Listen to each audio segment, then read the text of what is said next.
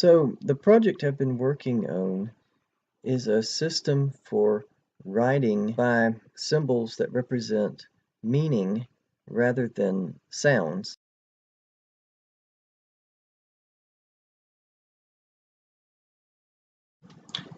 So let's talk about the difference between alphabetic writing and semantic writing. So let me illustrate the difference here. Draw this nice line here, and I'll say semantic writing on one side and alphabetic writing on the other side. So I'm guessing that the majority of you watching this are familiar already with alphabetic writing. So if we take a look here, this word star, well, the S makes the sound S, and the T makes kind of a T sound, and the AR together make the sound R. So we're spelling out the word by letters that represent the sounds that happen to be in the word. Now, a semantic system does not pay attention to the sounds. It represents the meaning or the idea. So if I want to show star, well, maybe I can do it like this. This is just how I do it. It's like a child's drawing of a sun is what it looks like. Every semantic system doesn't have to show it that way, but this is, in my experimental system, this is how I have been drawing it. And this does not have anything to do with pronunciation. It's showing the idea. Okay, so let's suppose I want to represent the idea of sun. Now, my sources say that a sun is a star that has at least one planet orbiting it. Well, that means I can take this same symbol and incorporate it, right? I can just say, and I'll put here, this is a circle to represent planet, and then I'll put here a circle to represent the orbit. And then, of course, in the alphabetic system, there you go, sun, right? And I think I'll put an arrow here to show that we're talking about the sun and not the planet or the orbit or even the rays. And, well, for that matter, I mean, I can go ahead and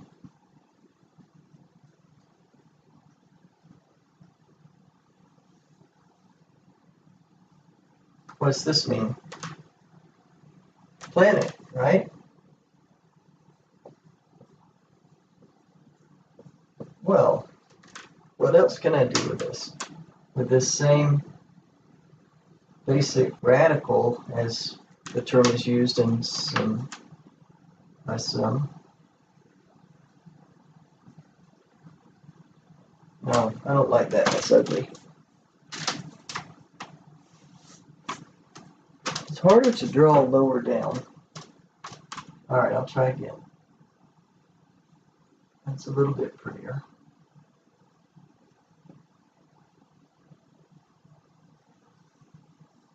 All right, now I'll put the arrow here. And what does that mean? You got it. Orbit. Okay, so notice that in the alphabetic system, in English, maybe not in all of your languages, but in English, these four words don't sound anything alike, and so they're not spelled anything alike. The sounds are different, they're from different roots. But in the semantic system, at least in my experimental system, maybe not in every semantic writing system, I drew these using similar characters. I basically used the same radical for these three, but put arrows on different elements.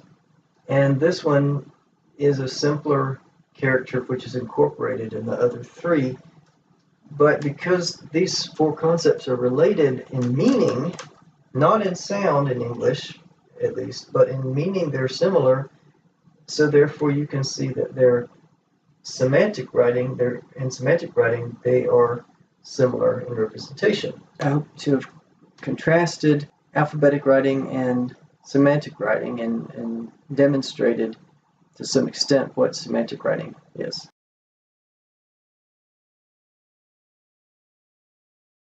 There's several things you can call a system like this. You could call it hieroglyphics. Pasigraphy is another term that's been used. A 1600s term for it was real character. And also the characters in the system were also referred to as real characters as well as the whole system.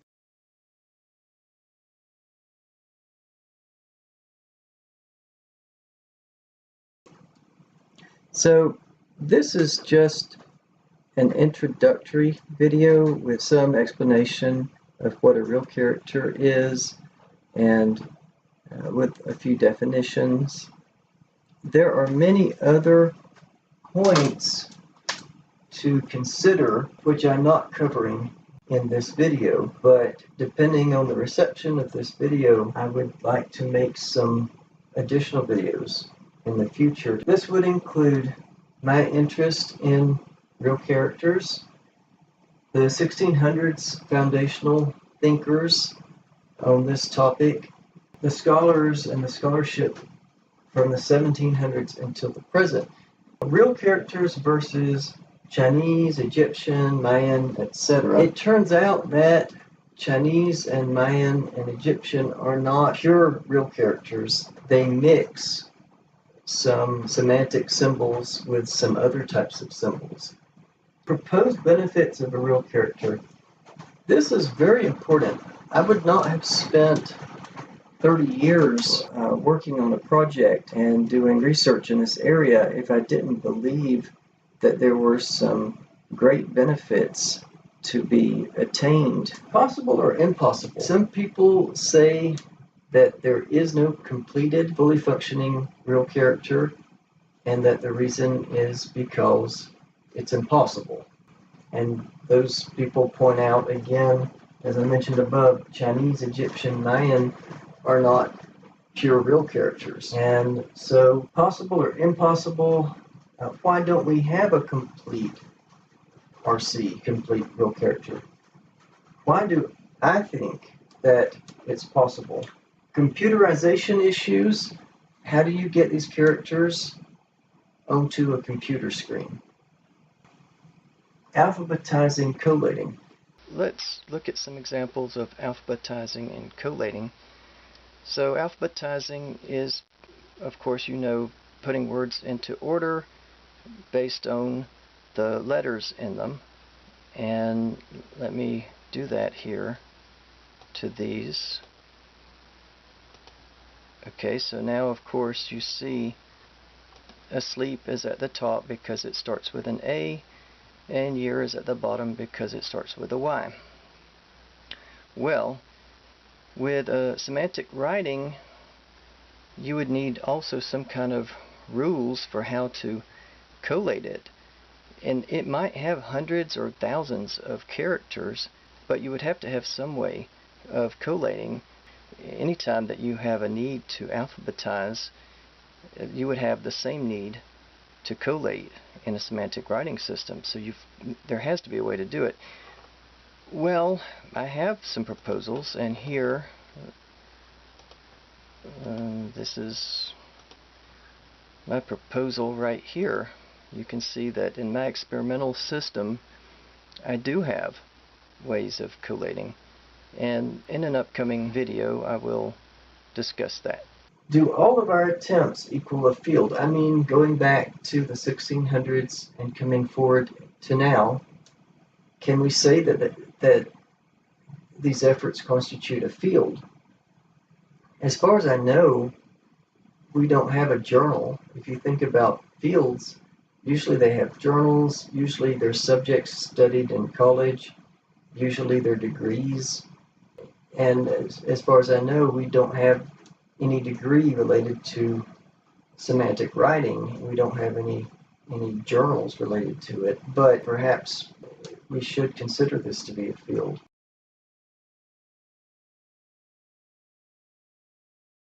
Okay, and last, this is a side venture.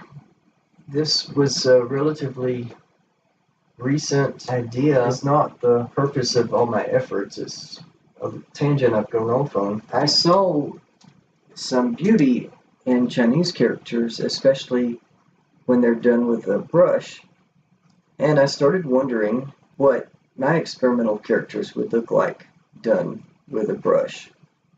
And I got this idea, well, maybe I could make a little bit of extra money on the side to support my project if I did some artwork, or maybe I made some coffee cups with my characters on them and sold them for a few dollars. And a couple of you encouraged me to do this. Several of you in this Facebook group are artists, and I hope maybe you would be somewhat interested in what I've done with that. Okay, so as I said, these points, they're just not going to go into the current introductory video.